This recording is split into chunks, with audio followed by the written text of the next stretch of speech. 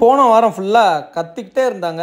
கத்துனது தான் கேமரால தெரிஞ்சது அப்படின்னு சொன்னாரு நம்ம விஜய் அண்ணன். Welcome to Prakash Leena vlogs. இன்னைக்கு டே 27. வந்ததுமே நம்ம விஜய் அண்ணன் கையில அனௌன்ஸ்மெண்ட் ஸ்பீக்கர் இருக்கும் இல்லையா, அதோட வந்தாரு. ஃப்ரைடே என்ன நடந்துச்சுட்டு பார்த்து வரலாம் அப்படின்ட்டு உள்ள போய் பார்த்தாங்க.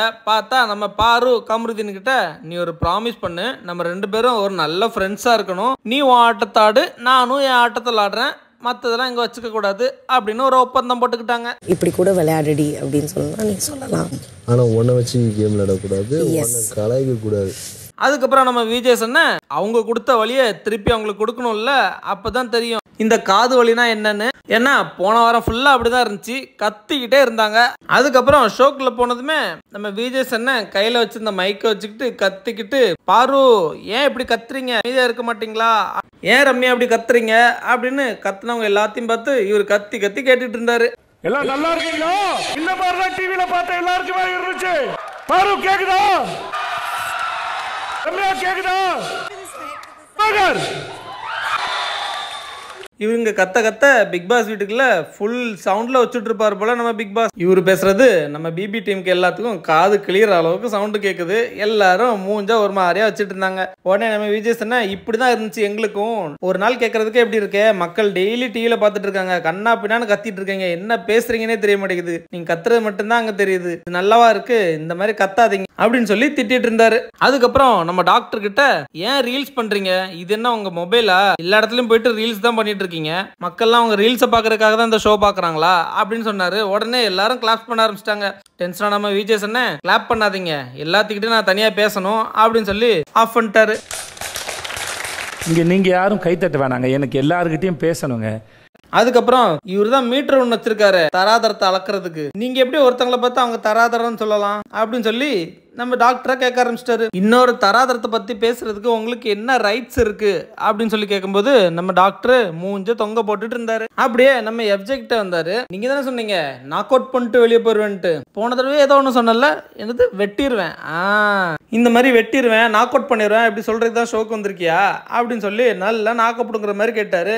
இல்ல நான் அப்படிதான் பண்ணுவேன் அப்படின்னா சொல்லிட்டு வெளியே வந்துரு, நீ இருக்க வேண்டிய இடம் அது கிடையாது அப்படின்னு சொல்லி எஃப்ஜேக்கு மண்டையிலேயே நங்கு நங்கு 2 கொட்டை வச்சாரு. அது இப்படியே தான் நீங்க பேச போறீங்க, இப்படிதான் இருக்க போறீங்கன்னா நீங்க தாராளமா சொல்லிட்டு வெளியே வரலாம், ஒன்றும் பிரச்சனையே கிடையாது. அதுக்கப்புறம் அப்படியே நம்ம கலை கிட்ட வந்தாரு. கலை, இந்த சீசன்ல தான் நாங்க இவ்ளோ பீப்பு போடுறோம் அப்படின்னு சொல்லி சொன்னதும் நம்ம கலை சிரிச்சாரு. சிரிக்காதீங்க கலை, சிரிக்காதீங்க, என்ன பீப்புக்கு சிரிக்கிறீங்க அப்படின்னு சொல்லி அவருக்கு உரைக்கிற மாதிரி சொன்னாரு. நீங்க என்ன பீப்புக்கு சிரிக்கிறீங்க கலை?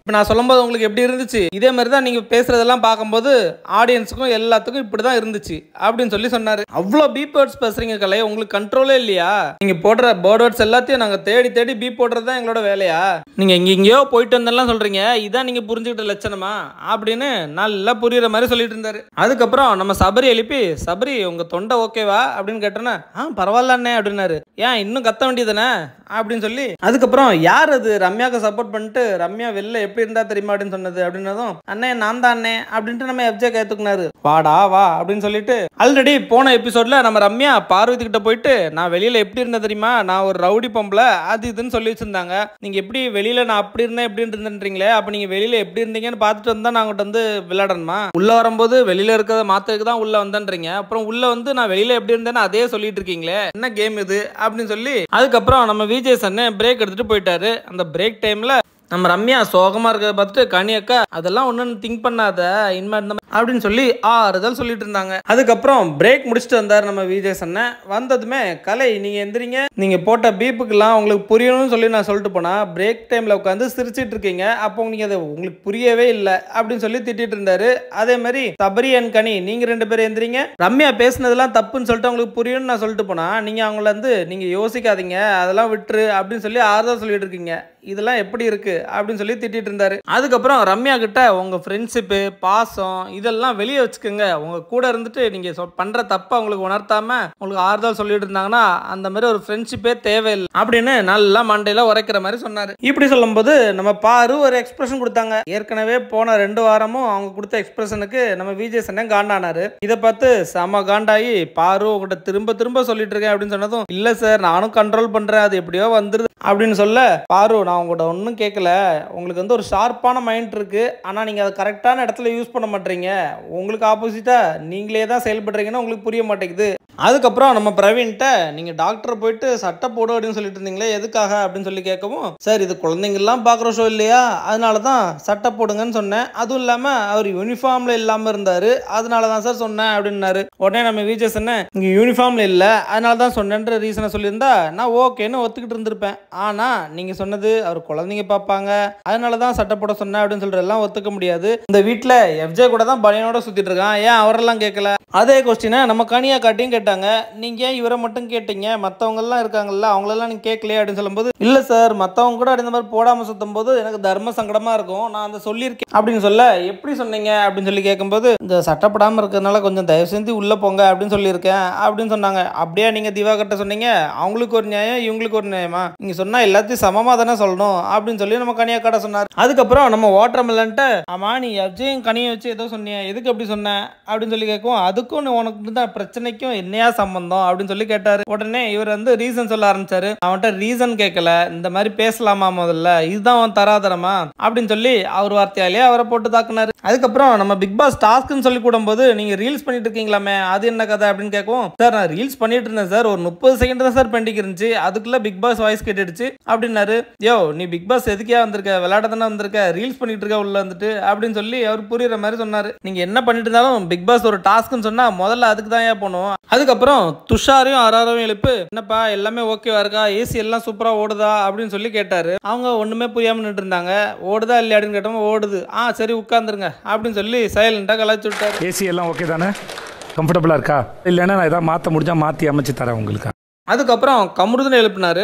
கமருதன் இருந்துச்சோன்னா, வியானா கமருதனை பற்றி ஏதோ ஒன்று சொன்னீங்களே என்னது அப்படின்னு கேட்கவும், நீ ஒரு குட் பிளேயர், நீ ஃபைனல் வர வேண்டிய ஆளு, இன்னும் கொஞ்சம் திருத்திக்கிட்டேன்னா சூப்பராக வந்துடலாம் அப்படி சொல்லி சொன்னேன் அப்படின்னாங்க. உடனே அதுக்கு வியானாவை பாராட்டினாங்க. இதான் நீங்கள் கரெக்டாக பண்ணுறீங்க அப்படின்னு சொல்லி பாராட்டினாரு. கமருதன் இப்போவாது புரிஞ்சுதா நீங்கள் எப்படி விளாடுறீங்க அப்படின்னு சொல்லிட்டு அப்படின்னு ஒரு அட்வைஸை போட்டாரு. அதுக்கப்புறம் வியானா கிட்ட, யாரா அந்த பையன் டாஸ்க்ல யாரு கரெக்டாக சொன்னாங்க அப்படின்னு நினைக்கிறீங்கன்னு கேட்கும்போது, சார் நான் மட்டும் தான் சார் கரெக்டாக சொன்னாங்கன்னு நினைக்கிறேன் அப்படின்னாங்க. அப்போ யார் நல்லா பண்ணல நினைக்கிறீங்க அப்படின்னு சொல்லும்போது, எல்லாருமே நல்லா பண்ணல சார் அப்படின்னாங்க. இப்பதானே உங்களை பாராட்டு அப்படின்னு சொல்லவும், சார் நான் வந்து எஃப்ஜே அண்ட் விக்ரம் சொல்றேன் சார் அப்படின்ட்டாங்க. இதை நேராவே சொல்ல வேண்டியதுதானே, நீங்க எதுக்கு பயப்படுறீங்க? அதுக்கப்புறம் ரம்யாவை எழுப்பி, நீங்க ஏதோ ஒரு டாஸ்க் கொடுத்தீங்கல்ல, ஈட் ஸ்லீப் ரிப்பீட், இதுக்கு யாரை கொடுத்தீங்க அப்படின்னு கேட்கும்போது, கலையும் டாக்டரையும் சொன்னேன் சார் அப்படின்னாங்க. ஆனா அவங்க ஃபர்ஸ்ட் பார்வையும் டாக்டரையும் தான் சொல்லியிருந்தாங்க. அவங்க 2 பேரும் என்ன சாப்பிட்டு தூங்கிட்டா இருக்காங்க, அவங்க பாட்டில் அவங்க டாஸ்க் எல்லாம் பண்றாங்க, எல்லா இடத்துலயும் நின்று பேசிட்டு இருக்காங்க. அவங்கள பத்தி சொல்றீங்களே இதெல்லாம் நியாயமா இருக்கா அப்படின்னு சொல்லி கேட்டாங்க. நீங்க உங்களை பர்சனல் வெஞ்சன்ஸ்க்காக சும்மா சொல்லணுமேன்ட்டு யாரையும் சொல்லாதீங்க,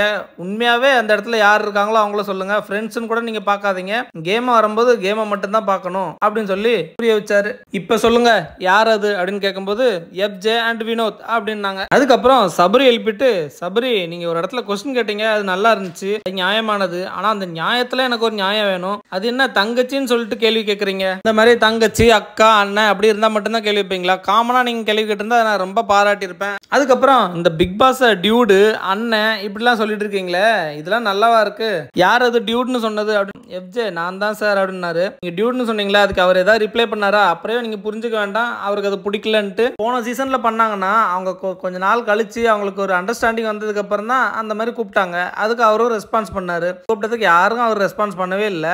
அவரை பிக் பாஸ்னு மட்டும் கூப்பிடுங்க, நீங்க கூப்பிடுறது பிக் பாஸ்னு மட்டும் தான் இருக்கணும் அப்படின்னு சொன்னாரு. அதுக்கப்புறம் இந்த நாமினேஷன்ல 10 பேர் ஒருத்தரே நாமினேட் பண்றீங்க, ஏன் இப்படி ஒரே ஆளையே போட்டு அடிச்சிட்டு இருக்கீங்க, உங்களுக்கு வந்து ஒரு ஆளை பிடிக்கலன்னா இப்படி எல்லாரும் சேர்ந்து இப்படி பண்ணுவீங்களா, கேமா பாருங்க, கேம்ல நீங்க எப்படி கரெக்டா ரீசனோட பண்ணணும், அதை விட்டுட்டு ஒருத்தவங்களை பிடிக்கலன்றதுக்காக ஏதோ ஒரு ரீசன் சொல்லி எல்லாரும் இப்படி பண்றது நல்லாவே இல்லை அப்படின்னு சொன்னாரு. அதுக்கப்புறம் எவிக்ஷன் நாளைக்கு கிடையாது, இன்னைக்கே, அதுவும் 2 எவிக்ஷன் பண்ணலாம்னு பிளான் பண்ணி வச்சிருந்தோம், ஆனா இப்போ ஒன்னா மாத்திட்டோம் அப்படின்னு சொன்னாங்க. நமக்கு ஆல்ரெடி தெரியும் எவிக்ஷன் யாருன்னு சொல்லிட்டு, நம்ம நினைச்ச மாதிரியே கலை தான் இன்னைக்கு எவிக்டர். அதுக்கப்புறம் வாங்க ஸ்டேஜ்ல மீட் பண்ணலாம் அப்படின்னு கலையை சொன்னாரு. உடனே கலை அவரோட திங்ஸ்லாம் எடுக்க போனாரு. இங்க இருந்து எஃப்ஜே, மாப்பிள்ள ஏதாச்சும் வேணுமா அப்படின்னு சொல்லி கேட்டாரு. மாப்பிள்ள ஏதாச்சும் எடுக்கணுமா? இந்த எஃப்ஜேக்கு இப்பதான் சொன்னாங்க மாப்பிள்ள மச்சான் இந்த மாதிரிலாம் பேசாதீங்கன்னாரு. அதுக்குள்ள ஒரு மாப்பிள்ளன்றாரு. போன வாரம்லாம் நிறைய இஷ்யூஸ் பற்றி அவர் பேசவே இல்லை. இதெல்லாம் நம்ம மக்கள் கழுவி ஊற்றிட்டு இருந்தாங்க. அதனால தான் இந்த வாரம் ஒவ்வொரு பிரச்சனையும் விடாமல் எல்லாத்தையும் வரிசையாக கேட்டுட்டு இருந்தாரு. அதே மாதிரி நாளைக்கு வைல்ட் கார்டு என்ட்ரி வேற இருக்குன்னாங்க. நாளைக்கு என்ன நடக்குதுன்னு பார்ப்போம். Bye by.